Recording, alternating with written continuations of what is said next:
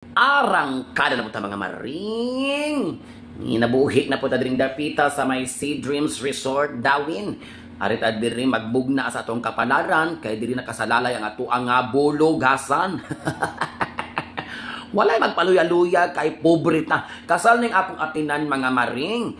Kay lagi sayo man jud kung naabot sa venue, automatic na mag-video-video. May na lang pang reels content dugang ba sa pang-income sulbad sa kapobrehon ning mga uyamot sa ngatanan.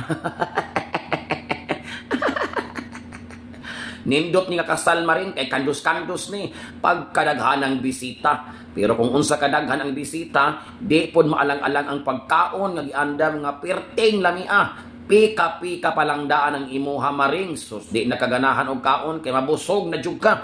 Onya pagsulod nako didto sa venue. Wow, wow, wow.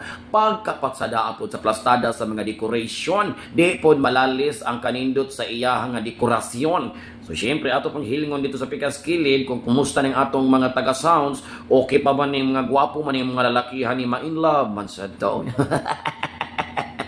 Ang atong catering anak mga day, usap rin sa mga ilado, diri sa Negros, ang Dances Catering. Ano ba, syempre, di good na to sugdan ang dako nga kumbira ng maong kasala kung ang lechon dili maplastada. Mugunay pinaka-importante og usa sig nahulat sa tanan. Kaya ang uban manggaling nga okasyon, di yun sugdan kung ang lechon wala pa nabutang. So, syempre mga day, kay mabarang po ni amang program ani arangkada na dayon mi sa mga pangadji. Nagminggol-minggol na dayon ang mga bisita samtang nag-enjoy sa ilang pika-pika. Dili kay taas ni nga video mga maring tungod kay kita man po nag-MC. Taman ra sa atong maabot sa ato ang pagpindot sa ato ang pag-video-video aning lakawa. Syempre na mga singer diya nga bagsi kay og tingog nga di pud malalis. Mura po pang international level ang mga kalibre sa ilang mga vocalization.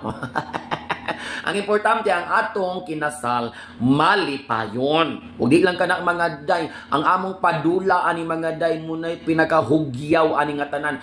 Aside sa sinumpaan nga mga muy nakapainit sa bugnaw kay nga reception tungod kay ang ilang panaghigugma ay sa usag-usa pinaagi sa pagpasalamat gipaatakan gud og luha kay tungod ingon siya. Salamat sa tanan nga mitabang mitambong kay tungod kaninyo nahimong mabulahanon kining adlaw nga among gipangandaman. Ay kalami kaysa mga pulong mga maring.